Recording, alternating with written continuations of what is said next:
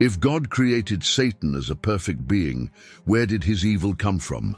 If God is perfect, how could evil enter the world? And what was the origin of Satan's initial desire? The answer lies in the fact that all angels were created by God, including Satan, through the ministry of his Son, Jesus Christ. This is confirmed in John 1:1-3. In the beginning was the Word, and the Word was with God, and the Word was God. He was with God in the beginning. Through him all things were made. Without him nothing was made that has been made. All creatures owe their existence to God, and nothing was created without him. It is important to emphasize that all of God's creations were perfect, including Lucifer, who later became Satan. If that is the case, how did imperfection and evil enter the world?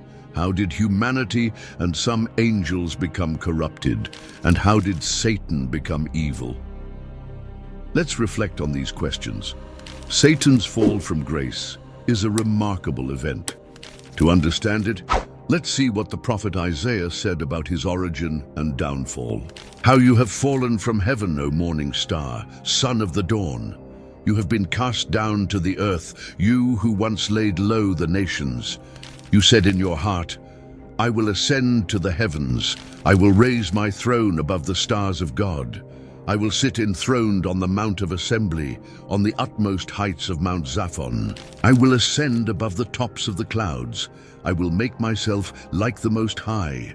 But you are brought down to the realm of the dead, to the depths of the pit. Isaiah 14:12-15. The prophet Ezekiel also vividly described Satan's original state and his fall. You were in Eden, the garden of God. Every precious stone adorned you, ruby, topaz, and emerald, chrysolite, onyx, and jasper, lapis lazuli, turquoise, and beryl.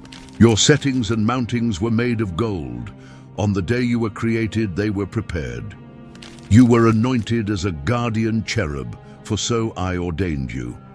You were on the holy mount of God. You walked among the fiery stones. You were blameless in your ways from the day you were created till wickedness was found in you. Through your widespread trade, you were filled with violence and you sinned.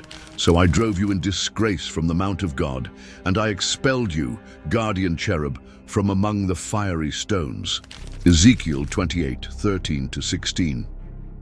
When Satan rebelled against God, he not only brought divine wrath upon himself, but also persuaded part of the angels to follow him. It is estimated that about 1/3 of the angels joined his rebellion. From that moment on, Satan and his followers became enemies of God and humanity, dedicating themselves to opposing the divine plan. If these biblical stories touch your heart, do not forget to leave a like and subscribe to the channel to follow each chapter of this incredible journey. Together, we will explore the richness and depth of these timeless narratives. The word perfection describes the exceptional qualities that Satan possessed at his creation. He was not only full of wisdom, but also radiated an indescribable beauty. Satan bore the seal of excellence, being perfect in beauty and blameless in his ways from the day of his creation. Both Isaiah and Ezekiel testify that he held the highest position among all created beings in the universe.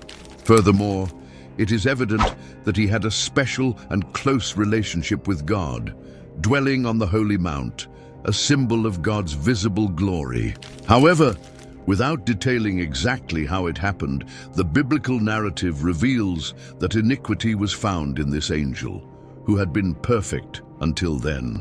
As mentioned in Ezekiel 28:17, your heart became proud on account of your beauty, and you corrupted your wisdom because of your splendor. So I threw you to the earth. I made you a spectacle before kings. When Satan rebelled due to his pride, he not only brought Goddess wrath upon himself, but also convinced part of the angels to follow him. This resulted in his permanent moral downfall. After this rebellion, there was no return for him and his followers, who were condemned to a life of sin and destruction.